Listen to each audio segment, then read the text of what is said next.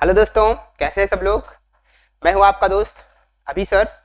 Live पाठशाला में आप लोगों का स्वागत है कि जैसा से हमारा एक सेशन है रियल न्यूज एनालिसिस। तो रियल न्यूज एनालिसिस में हम लोग डेली कहीं ना कहीं से आपको रियल चीज़ें, फैक्ट चीज़ें, साइंस से, टेक्नोलॉजी से, पॉलिटिक्स से, राजनीतिक से, जीके से, करंट अफेयर से हर चीज़ें लाके आपके सामने पेश करेंगे। तो चलिए दोस्तों, जैसा कि आज का हमारा एक सेशन है कि आपको सिलक्यारा सुरंग के बारे में, कि सिलक्यारा में ये कहाँ पे है, रेल की सुरंग में बनाने में कौन कौन सी सामना करने पड़े, मजदूर कैसे फंस गए वहां पे, है ना, और उनको बचाने में कौन कौन से अभियान जारी हुए। तो चलिए दोस्तों, उसमें हम लोग डिस्कस करते हैं। यहाँ पे लिखा हुआ है सिलक्यारा सुरंग बचाओ अभियान। इसके प्रमुख बिंदु हमारे हैं टनल क्या होता है, इसके बारे में हम डिस्कस करेंगे। टनल कैसे बनता है, उसके बाद टनल किस चीज से बनाया जाता है, और भारत की प्रमुख रेल सुरंगें, इसके बारे में हम डिस्कस करेंगे। और अर्नोल्ड डिस्क कौन है, इन्होंने टनल में जो सुरंग का निर्माण हो रहा था और जो मजदूर फंसे थे 41 मजदूर, उनको निकालने में ये लीड करने वाले थे, कौन थे, कौन है ये, इनके बारे में हम डिस्कस करेंगे। और एक हमारा लास्ट पॉइंट है रैट माइनर्स क्या है, ये क्या करते हैं, ऐसा क्या है कि इनको रैट माइनर्स नाम दिया है। तो चलिए दोस्तों, सुरंग के बारे में बात करें। यहाँ पे उत्तराखंड के बारे में आपका सुरंग यहाँ पे एक दिख रहा है, एक मोटा मोटा मैंने इमेज लिखा है, एक न्यूज का है। यहाँ पे आपको दिख रहा है कि सुरंग एक स्ट्रक्चर दिख रही है, आगे से यहाँ पे सुरंग में यहाँ पे मलबा दिख रहा है, उसके बाद यहाँ पे कुछ मजदूर फंसे हुए हैं और निर्माण कार्य अभी जारी कैसे है, यहाँ पे कुछ बारे में आपको दिखा रहे हैं। सुरंग का हिस्सा तैयार कैसे है। दोस्तों, सुरंग का निर्माण हो रहा था तो तभी यहाँ पे एक जो है दोनों तरफ से सुरंग का निर्माण हो रहा था। सुरंग बीच में कुछ हिस्सा कंप्लीट करना बाकी था। यहाँ पे लगभग ये 500 से 600 मीटर कंप्लीट होना बाकी था। दोनों तरफ से मजदूर लगे हुए थे, उधर वाले मजदूर उधर से लगे थे, इधर वाले इधर से लगे थे। उधर वाले मजदूर तो बाहर निकल गए, लेकिन दोस्तों यहाँ पे जो पहाड़ के मलबे थे ऊपर की तरफ से मजदूर रात के, ये दीपावली के दिन 12 नवंबर की बात है कि मजदूर काम करके रात हो गया था, अंधेरे हो गए थे, कुछ मजदूर काम करके बाहर आ रहे थे इस तरफ से जहां से काम बाकी था, यहाँ पे इस तरफ से इधर वाले मजदूर काम करके वापस आ रहे थे, उधर वाले मजदूर तो निकल गए थे, इधर मजदूर वापस आ रहे थे। तो वहां पे क्या हुआ कि जो पहाड़ होती हैं, जो माउंटेन्स होती हैं, यहाँ पे बहुत बड़ी बड़ी ऊंचाई पे होती हैं। तो माउंटेन्स में ऐसा क्या होता है दोस्तों, माउंटेन में होता है क्या, यहाँ पे जैसे माउंटेन होते हैं यहाँ पे, और यहाँ पे छोटे छोटे आपको ये स्ट्रक्चर आपको दिख रहा है, ये टनल इसके बीच में बनाई जा रही थी, आपको यहाँ पे स्ट्रक्चर दिख रहा होगा। यहाँ पे क्या हुआ कि जब यहाँ पे बारिश और सारी चीजें होती हैं तो पत्थर के जो टुकड़े होते हैं बारीक टुकड़े में टूट के भूस्खलन का रूप लेते हैं, और यहाँ पे एक छोटा सा होल हो गया और यहाँ से सारे मलबे उस भूस्खलन के माध्यम से जो है इस सुरंग को पूरा ब्लॉक कर दिया। तो क्या हुआ, कुछ मजदूर तो काम करके बाहर आ गए, लेकिन जो मजदूर इसमें फंस गए वो यहीं पे फंस गए। इधर से तो रास्ता काम करना बाकी था और कुछ काम इधर से जो ब्लॉक हो गया, इसलिए मजदूर यहाँ से लगभग ये 2 किलोमीटर की दूरी है, यहाँ पे मजदूर लगभग फंस गए। मजदूर ना इधर जा सकते हैं और ना ही मजदूर इधर आ सकते हैं। इन मजदूरों की संख्या 41 बताई जाती है, ऐसा सूत्रों से बताया जाता है। ये चीजें हैं, इसके बारे में हम डीप स्टडी करेंगे। मजदूर फंस गए कैसे, ऐसा क्या हुआ कि मजदूर निकल नहीं पाए, और अगर ऐसा हुआ तो मजदूर सांस कैसे ले रहे थे, ये चीजें, उनको जो है पानी और सारी चीजें कैसे मिल रही थी, तो हम इस पे आगे डिस्कस करेंगे। चलिए दोस्तों, यहाँ पे आपको दिख रहा है क्या, सिलक्यारा सुरंग में बचाओ अभियान कैसे बचाया जा रहा था, कैसे क्या किया जा रहा था, उसके बारे में अध्ययन करते हैं। यहाँ पे आपको लिख रहा है क्या कि बचाओ अभियान क्या था दोस्त। यहाँ पे राष्ट्रीय आपदा प्रबंधन प्राधिकरण की लंबी कोशिशों के बाद उत्तराखंड के सिलक्यारा में धसी हुई सुरंग में 17 दिनों में फंसे मजदूरों को बाहर 41 मजदूरों को बचा लिया गया है। यहाँ पे ये सुरंग है, मजदूर जब फंसे हुए थे तो सुरंग के अंदर लगभग 6 इंच मोटी पाइप के द्वारा होल किया गया, और वहां पे उनको ऑक्सीजन जो है और खाने पीने की सामग्री, लिक्विड चीजें, पानी, ऑक्सीजन, गैस, सारी चीजें इस छोटी सी पाइप के द्वारा ये अवेलेबल कराया जाता था। अब ये चौड़ी इतनी नहीं है, इसको करने में बहुत ही ज्यादा डिफिकल्ट हुआ। यहाँ पे जो हुआ, मजदूरों को यहीं से सारी चीजें भेजी जा रही थी और जिससे मजदूर सांस ले पा रहे थे। इवन हमारे यहाँ जो उत्तराखंड के मुख्यमंत्री, प्रधानमंत्री भारत के, है ना। ये चीजें ये उन लोगों ने एक कॉन्फ्रेंस के माध्यम से कुछ न कुछ बात की है और वो मजदूर उसी कॉन्फिडेंस के द्वारा, उसी हौसले के द्वारा ये मजदूर 17 दिन रात और दिन यहाँ पे बचे और उसी उम्मीद के साथ ये लगा के बैठे कि एक न एक दिन हमें भारत सरकार बाहर निकालेगी और हम लोग बाहर निकलेंगे। इसी उम्मीद के साथ दोस्तों ये मजदूर जो है बिना पानी बिना दाने के इतने दिन रहे, लेकिन वैसे यहाँ पे गवर्नमेंट सारी चीजें अवेलेबल करा रही थी। लेकिन दोस्तों कोई भी अगर इतने मजबूती में जो है कठिनाई में फंसा होगा तो उसकी ऊपर क्या बीत रही होगी, है ना। तो इसलिए हमें अगर आपको कहा जाए दोस्तों लड़ने से कभी हारना नहीं चाहिए। जैसे ये 41 मजदूर ये पूरे भारत देश में पूरे विश्व में एक हाहाकार मचा दिए कि कितनी एक मजबूती से ये 17 दिनों तक अपने हौसले को बुलंद करके रखा और ये 17 दिन बाद बाहर निकल गए। यहाँ पे आपको इमेज दिख रही होगी, यहाँ पे मजदूर बाहर निकले हुए हैं। यहाँ पे हमारे जो बीके सिंह है और लोग यहाँ पे मजदूरों से बात कर रहे हैं, ये चीजें कैसी की जा रही थी और ये मजदूरों के बारे में पूरा आपको डिस्कस किया गया। आगे देखते हैं दोस्तों, यहाँ पे लिखा गया कि उत्तराखंड सिलक्यारा टनल केंद्र सरकार की सबसे बड़ी 900 किलोमीटर लंबी 4 धाम यात्रा ऑल वेदर रोड प्रोजेक्ट का अहम हिस्सा है। 4 धाम यात्रा ऑल वेदर रोड का प्रोजेक्ट का एक अहम हिस्सा है। किसका? ऑल वेदर रोड प्रोजेक्ट का क्या है? एक अहम हिस्सा है। ऑल वेदर रोड प्रोजेक्ट का क्या है? एक अहम हिस्सा है। इसके लक्ष्य क्या है? इसके दोस्तों लक्ष्य अगर बात करें तो यह उत्तराखंड के 4 पवित्र शहरों यमुनोत्री, गंगोत्री, केदारनाथ और बद्रीनाथ के हर मौसम में कनेक्टिविटी प्रदान करना है। यह हर मौसम में कनेक्टिविटी प्रदान करने के लिए ये बनाई जा रही है। आगे देखें, सिलक्यारा से बालकोट के बीच राड़ी नामक पहाड़ में छेद करके इस सुरंग को बनाया जा रहा है। सिलक्यारा के बालकोट के बीच राड़ी नामक स्थान पे ये पहाड़ में छेद करके इस सुरंग को क्या करा रहा है? बनाया जा रहा है। आगे दोस्तों, अब इसके बारे में हम डिस्कस करेंगे। हमने प्रमुख बिंदु में इसकी बातें की थी कि टनल क्या होता है, तो टनल क्या होता है, कैसे बनाया जाता है, इसके बारे में हम डिस्कस करें तो यहां हम देखेंगे दोस्तों कि एक टनल क्या होता है। आपको यहां दिख रहा है कि एक ऐसा भूमिगत मार्ग होता है।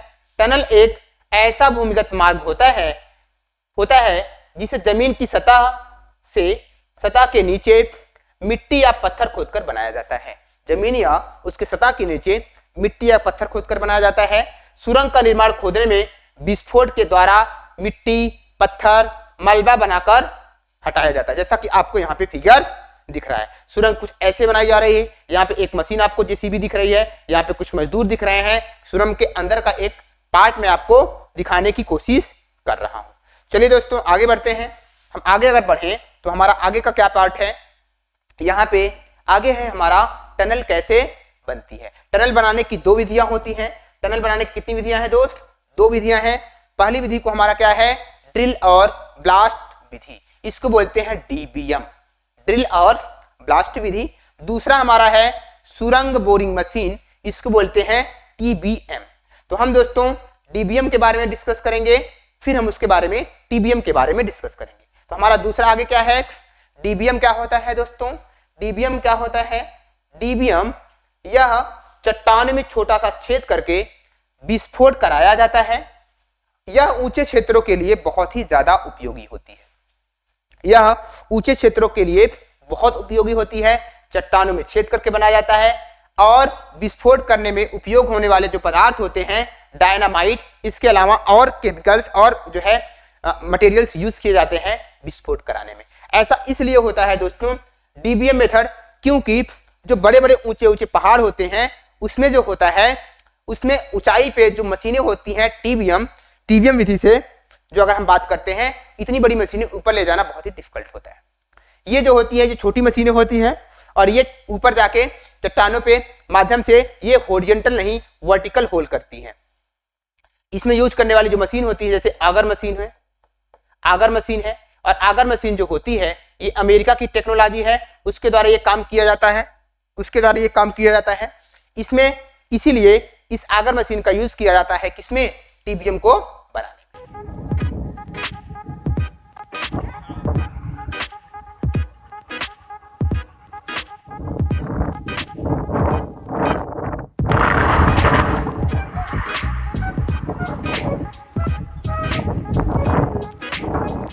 आगे देखते हैं दोस्त, आगे हमारा क्या है? टीबीएम की आपको एक इमेज दिख रही होगी, टीबीएम मशीन की आपको इमेज दिख रही है, आपको यहाँ पे डीबीएम मशीन की एक इमेज दिख रही है।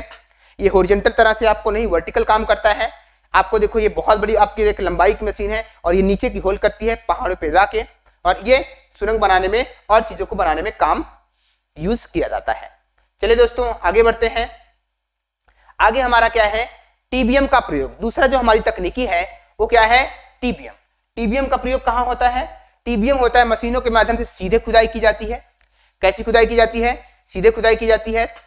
पीछे से पूर्ण निर्मित कंक्रीट खंडों का निर्माण किया जाता है, कंक्रीट खंडों का निर्माण किया जाता है। उसके बाद ऊंचे पहाड़ों में यह उपयोग कम होती है। क्यों, क्योंकि ये बहुत भारी मशीन होती है, बहुत भारी मशीनें होती हैं, इसीलिए जो होता है यह ऊंचे पहाड़ों में नहीं जा पाती। और जो डीबीएम होती है वह हल्की होती है, वह ऊंचे पहाड़ों में आसानी से चली जाती है। कम ऊंचाई वाले क्षेत्र में बहुत ही ज्यादा कारगर होती है। इतनी बड़ी मशीन कम ऊंचाई वाले में ये हॉरिजॉन्टल काम करती है, ऐसे इस तरह से काम करेगी, इधर से खुदाई करके आगे बढ़ती है। ठीक है, ये हो गया हमारा क्या, टीबीएम। चलिए आगे बढ़े तो हमें आगे क्या मिलेगा। आगे क्या है, आगे दोस्तों ये एक टीबीएम का स्ट्रक्चर मैं आपको दिखा रहा हूं। जैसे स्ट्रक्चर में अगर आपको एक एक करके मैं बात करूं तो पहला आपका है क्या, कटिंग व्हील। क्या है, कटिंग व्हील। व्हील से सबको पता होगा, कटिंग मतलब ये व्हील होती है। ये आपका है एक पार्ट आपको दिख रहा है, ये पूरा आपका कटिंग व्हील है। और ये क्या करता है, इसमें छोटी छोटी ब्लेडें लगी होती हैं और ये रोटेट होता है तो पहाड़ों को काट के छोटा छोटा बारीक बनाता है। और ये बारीक बना के काटते हुए उसको एक ड्रिल की तरह, जैसे एक ड्रिल मशीन होती है, ड्रिल मशीन बहुत पतली होती है, उसका जो बहुत कम उसका जो है एरिया ऑफ क्रॉस सेक्शन होता है, लेकिन इसका एरिया ऑफ क्रॉस सेक्शन बहुत बड़ा होता है। ये एक ड्रिल की तरह काम करती है। दूसरा हमारा क्या है, एग्जीक्यूशन चैम्बर। एग्जीक्यूशन चैम्बर इस ड्रिल मशीन के जो आपका वो होता है, पत्तियां होती है उसके बाद लगी होती हैं। इसका एक प्रोसेस है क्या, pressure block head. Pressure block head हमारा तीसरे पॉइंट पे है।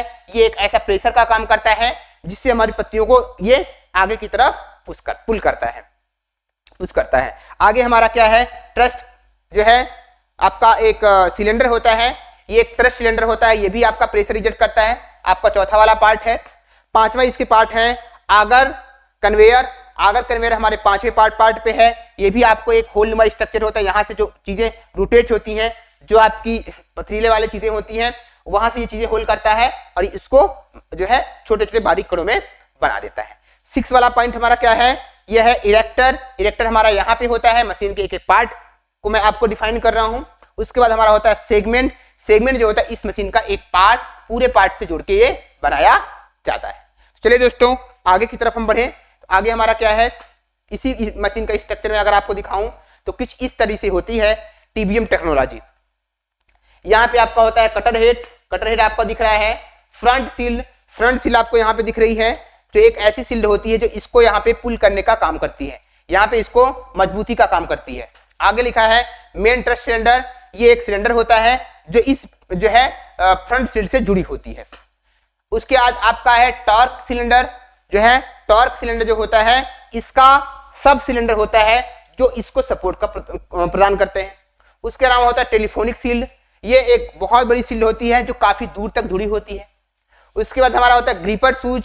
एक सूज होता है ग्रिप की तरह, ये उसको रोटेट कराने में हेल्प करता है। किसको, मशीन को एंटी क्लॉकवाइज या क्लॉकवाइज रोटेट कराने में हेल्प करता है। आगे लिखा है हमारा एक्सिलरी थ्रस्ट सिलेंडर। इसके अलावा जो थ्रस्ट सिलेंडर होता है, यहाँ पे एक्सिलरी सिलेंडर होता है, ये रोटेट होता है तो उसको सपोर्ट का प्रदान करता है। टेल सील्ड उसके बाद होती है, एक इसमें छोटे छोटे पट्टे लगे होते हैं, ये इसको हेल्प प्रदान करता है, जैसे कि रोटेट करे या सपोर्ट करे, ये इसको स्पीड भी प्रदान करता है। आगे आपके इरेक्टर सेगमेंट मैंने इसके बारे में डिस्कस किया है। चलिए दोस्तों अगर आगे बढ़े तो आगे इसका ये आपका स्ट्रक्चर है, ये चीजें मैंने उसमें डिस्कस कर लिया। ये टीबीएम मशीन टेक्नोलॉजी का एक स्ट्रक्चर है। ये आपको जो है आपको देखने में कुछ इस तरीके से होता है, ये पीछे की तरफ से ऐसा आता है और आगे की तरफ ये रोटेट होते आगे बढ़ता है। चलिए दोस्तों ये हमारा हो गया टीबीएम टेक्नोलॉजी।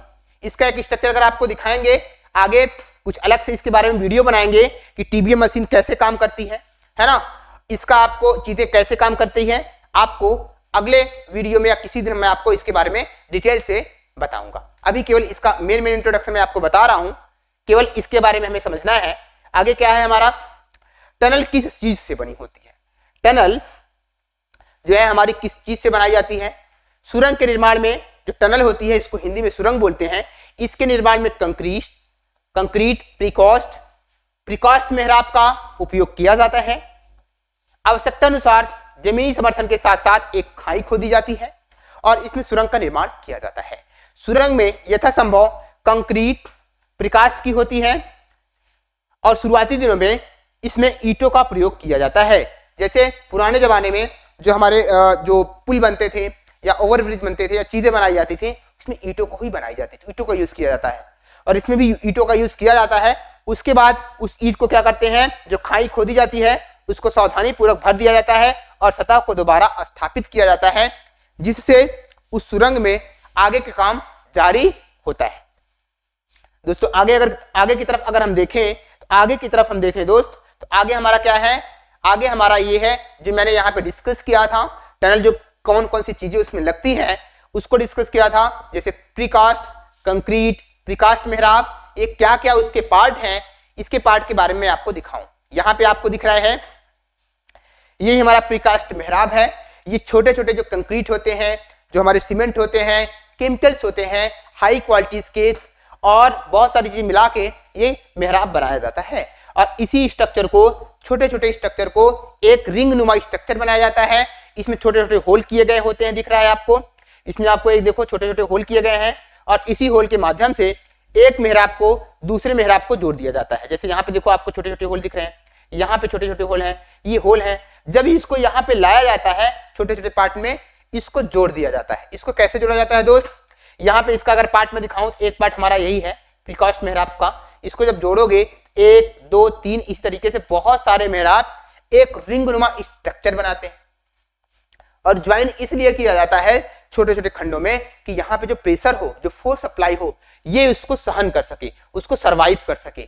इसीलिए ये छोटे छोटे सेगमेंट में, छोटे छोटे पार्ट में ये बनाया जाता है। आगे देखेंगे, अगर देखें ये जोड़ जैसा होता है, जैसे ईंट को हम लोग जोड़ते हैं, ईंट को जैसे हमारे पास एक ईंट होता है, दूसरा ईंट हमारा इसी तरीके से जोड़ते हैं। इसी तरीके से ये प्रीकास्ट मेहराब जो होता है इसको इसी तरीके से ज्वाइन के ऊपर एक ज्वाइन लगा देते हैं और इसमें होल किया जाता है यहाँ से, जैसे यहाँ पे ये ईंट की मैंने स्ट्रक्चर बताया, फिर दूसरा ईंट यहाँ पे रखेंगे तो कुछ हमारा ऐसे ही स्ट्रक्चर बनेगा, ये ईंट का स्ट्रक्चर बन जाएगा। इस तरीके से जोड़ते जाएंगे तो ज्वाइन भी हमारा फुलफिल हो जाएगा और ये इसको मजबूती भी प्रदान करेगा। इसका नाम कैसे है, जैसे रेडियल ज्वाइन है, आपको यहाँ पे इसको वाले पोर्ट को रेडियल ज्वाइन बोलेंगे। उसके अलावा जब एक ज्वाइन हमारा वर्टिकली जोड़ेंगे तो ये टनल सेगमेंट है। जैसे एक पार्ट हमारा यहाँ पे है, एक पार्ट हमारा यहाँ पे है, ये एक हो गया, दूसरा हमारा यहाँ से यहाँ तक चला गया, तीसरा हमारा इसके आगे से काम करेगा, जैसे ये ज्वाइंट पे ये चीजें जो है इसके अंदर दरार ना आए। और यहाँ के इसके अंदर होल होते हैं, होल इसलिए बनाए जाते हैं, इसके ऊपर एक स्ट्रक्चर, इसके नीचे एक दूसरा स्ट्रक्चर भी जोड़ के बना दिया जाता है, जिससे इस सिल को क्या करता है, इसको इस रिंग को बहुत मजबूती प्रदान करता है। इसके नाम से जैसे यहाँ पे जोड़ते हैं इसको बोलते हैं circumferential join between two ring के द्वारा जो जोड़ा जाता है इसको बोलते हैं सर्कमफ्रेंशियल ज्वाइन। इसके साथ साथ जब रिंग को इस तरीके से एक ज्वाइन के द्वारा जोड़ा जाता है, ये हमारा है रेडियल ज्वाइन। दो सेगमेंट को जोड़ने का काम जो होता है उसको रेडियल ज्वाइन बोलते हैं। इसके बाद अगर दोस्तों जब ये पूरा प्रोसेस हमारा कंप्लीट हो जाता है तो हमारा बनता है एक पूरा कंप्लीट रिंग, हमारा एक पूरी कंप्लीट रिंग बनती है। इसके पार्ट आपको देखेंगे तो सेगमेंट हो गया, ये है लॉन्गिट्यूडिनल ज्वाइन है, हमारा एक दूसरे से जोड़ के बनाया जाता है। तीसरा जो है सर्कमफ्रेंशियल ज्वाइन है, यहाँ से ज्वाइन कर दिया जाता है। जब ज्वाइन में इसको जोड़ दिया जाता है तो उसके बीच में मान लीजिए कोई स्पेस होता है या और सारी चीजें होती हैं, तो उसके बीच में जो हाई क्वालिटीज के मटेरियल्स होते हैं, हाई क्वालिटीज के केमिकल्स होते हैं, इसमें भर दिए जाते हैं, जिससे ये मजबूती इसको हमेशा के लिए प्रदान करे। अब दोस्तों हमारे दिमाग में ये क्वेश्चन उठता है कि ये चीजें क्यों सर्कुलर रूप में बनाई जाती हैं।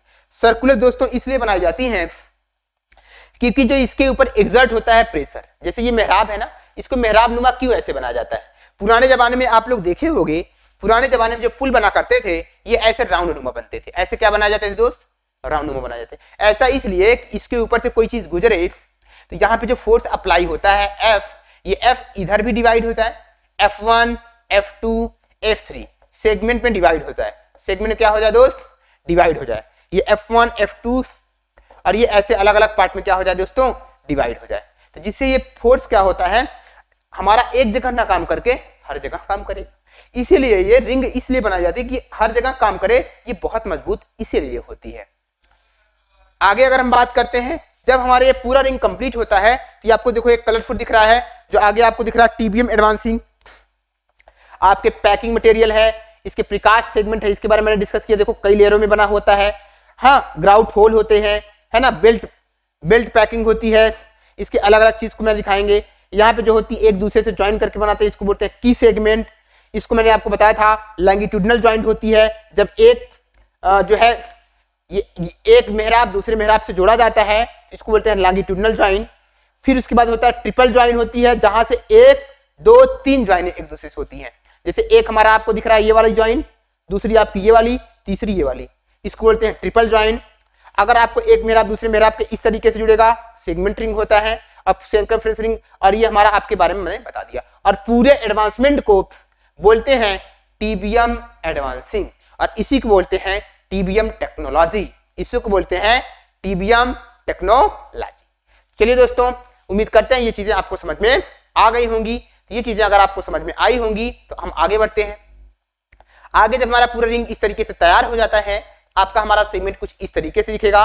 ये चीजें आपको मैं एक फुल स्ट्रक्चर बनाने के लिए मैंने इसका स्ट्रक्चर आपको दिखाया कि हमारा स्ट्रक्चर कुछ इस तरीके से दिखता है। ये पूरा टनल एक सिल्ड बन गया, अब एक मजबूत सुरंग की तरह बन गया। और ये इतना मजबूत होता है कि इसमें जो होती है ध्वनि की, इसमें जो होती है जैसे यहाँ से कोई ट्रेन गुजरेगी, यहाँ से कोई गाड़ियां गुजरेंगी, तो जो ध्वनि चीजें होती हैं, जो ध्वनि ऊर्जा होती है, जो 180 से 80 डेसिबल से ज्यादा आवाज प्रोड्यूस करेगी, तो इसको ये सहन कर सकता है। इसको ये क्या करेगा, सहन कर सकता है। इतनी चीजें इसको देखकर बनाई जाती है। चलिए आगे बढ़ते हैं। आगे हमारा क्या है दोस्त, आगे हमारा ये है कि अगर आपको मैं दिखाऊं, अब ये टनल पूरा कंप्लीट अगर बनता है, सुरंग हमारी कंप्लीट बनती है, तो आगे से देखने में कैसे दिखती है। ऊपर का इनर स्ट्रक्चर इसका जो होता है, इनर आर्क लाइन क्या होती है, मैं इसके बारे में बता रहा हूं। और ये बोलते हैं कीकर लाइनिंग। ये पूरा स्ट्रक्चर क्या होता है, ये पूरा टनल का हमारा क्या है, पूरा हमारा क्या है, स्ट्रक्चर है। आगे से देखेंगे, ये आपके 3D में आपको दिखा रहा हूं। ये आपका फ्रंट पोर्शन है, ये आपके यहां से यहां की डिस्टेंस कितनी लंबाई पे हमें लेनी है। ये पूरा मेहराब का काम करता है, इसलिए ऐसा बनाया जाता है कि फोर्स हर जगह डिवाइड हो, और इसी तरीके से ये आगे की तरफ बढ़ती है। दोस्तों, ये चीजें हो गई। इसका जो फ्रंट व्यू आपको दिख रहे हैं, इसका आपका हेडलिंग बेंचिंग आपका है, ऊपर वाले को बोलते हैं हेडिंग और नीचे वाले को बोलते हैं बेंचिंग। ये एक क्रॉस सेक्शन है। सामने से कोई चीज अगर देखोगे तो आपको कुछ इस तरीके से दिखेगी, लेकिन वास्तविक में सुरंग बहुत ही ज्यादा डिफिकल्ट काम है बनाना और आगे की तरफ इसको कंप्लीट करना। इसलिए आपको दिखाते हैं ये पूरा पोर्शन जो यहाँ पे एरिया ऑफ जो अपना इसको बोलते हैं, जैसे हमारा ये है एक सिलेंडर की तरह है। कैसा है दोस्त, एक क्या है, सिलेंडर की तरह है। और इसको बोलते हैं क्या, कर्व्ड सरफेस एरिया। क्या बोलते हैं, कर्व्ड सरफेस एरिया। ये हमारा पूरा बोलते हैं क्या, कर्व्ड सरफेस एरिया। ये पूरा हमारा एक मटेरियल, एक मजबूत मटेरियल से बनाया जाता है। समझ आ रही चीजें। चलिए दोस्तों, आगे की तरफ अगर हम बढ़े तो आगे की तरफ हमारा क्या है, आगे की तरफ हमारा क्या है कि भारत की प्रमुख रेलवे सुरंगें कौन कौन सी हैं। भारत की प्रमुख रेल सुरंगें अगर बात करें तो यहाँ पे आपको दिख रहा है कि पहला आपको अटल या रोहतास रेल सुरंग, अटल या रोहतास रेल सुरंग, जो कि कहाँ है, हिमाचल प्रदेश की, या भारत हिमाचल प्रदेश में भारत की सबसे बड़ी सुरंग है, भारत की सबसे बड़ी सुरंग है। दूसरा पीर पंजाल से जम्मू सुरंग, जो कि जम्मू कश्मीर में है। उसके बाद संगलदान जम्मू कश्मीर में भी है। करबूड T35 ये महाराष्ट्र में है। उसके बाद भारत की सबसे छोटी सुरंग भवन टोंग सुरंग है, जिसकी लंबाई 1024 मीटर है, जो कि छत्तीसगढ़ में स्थित है। दोस्तों, ये जीके के हिसाब से, किसी भी कंपटीशन के हिसाब से ये सेशन बहुत ही इंपॉर्टेंट होने वाला है। अगर आप इसको पूरे अच्छे से समझेंगे, आपका ये सेशन बहुत ही अच्छा लगेगा और बहुत ही ज्यादा हेल्पफुल होगा किसी भी कंपटीशन एग्जाम के लिए। अब आता है, इसके बारे में मैंने डिस्कस किया था कि अर्नोल्ड डिक्स कौन है। अर्नोल्ड डिक्स ये इंटरनेशनल टनलिंग और अंडर स्पेस एसोसिएशन के अध्यक्ष है। यह मूलतः ऑस्ट्रेलिया से है। इन्होंने उत्तरकाशी में सुरंग के भीतर फंसे 41 मजदूरों को सुरक्षित बाहर निकालने में लीड करने वाले प्रमुख शख्स हैं। जो 41 मजदूर हमारे सुरंग में फंस गए थे, उनको लीड करने वाले, इनका इमेज आपको दिख रहा है, ये लीड करने वाले एक शख्स हैं, जिन्होंने हमारे भारत में 41 मजदूर जो फंसे थे उनको बाहर निकालने में एक बहुत ही ज्यादा इंपॉर्टेंट रोल ये अदा किए थे। तो चलिए दोस्तों आगे बढ़ते हैं। क्या आगे हमारा क्या है, रेट माइनर्स क्या है, रेट माइनर्स कौन होते हैं। आपको जैसा कि इमेज में दिख रहा है कि रेट माइनर्स कौन होते हैं, इनका काम क्या है, आगे लिखिए। देखिए रेट माइनर्स होल माइनिंग से जुड़े काम करते हैं और रेट होल माइनिंग एक मैनुअल ड्रिलिंग तकनीकी है जिसमें कुशल मजदूरों की मदद से क्या होता है, संकीर्ण बहुत ही कम चौड़े वाले गड्ढे खोदे जाते हैं और ये गड्ढे इतने चौड़े होते हैं कि इसमें एक व्यक्ति आराम से आ सकता है और एक ही व्यक्ति, जैसा कि आपको दिख रहा है, एक व्यक्ति, जब ये बहुत लंबाई की सुरंगें होती हैं, कम चौड़ाई की सुरंगें होती हैं, कम एरिया की सुरंगें होती हैं, इसमें एक आदमी जाता है कुछ इंस्ट्रूमेंट लेके, जैसे फावड़ा हो गया ना, गैता हो गया है ना, और सारी चीजों को लेके ये खुदाई करता है। इसमें एक व्यक्ति केवल बैठ सकता है और इसमें खड़ा नहीं हो सकता। ये बहुत ही ज्यादा डिफिकल्ट काम है। गवर्नमेंट ने कुछ दिन पहले इस पे रोक लगाई थी, लेकिन जब बहुत डिफिकल्ट टास्क होता है तो इन कुशल मजदूरों की जो है मदद ली जाती है। चलिए दोस्तों, अगर ये पूरा सेशन आपको पसंद आया हो तो चैनल को लाइक करिए, सब्सक्राइब करिए और जैसा कि आपको दिख रहा है रियल न्यूज एनालिसिस डेली हम लोग आप लोगों के सामने कुछ नई चीजें, कुछ नई जोश, कुछ नई उम्मीद के साथ आपके सामने पेश करेंगे। अगर सेशन समझ आया होगा जरूर से जरूर लाइक करिए, सब्सक्राइब करिए। Thank you, have a nice day.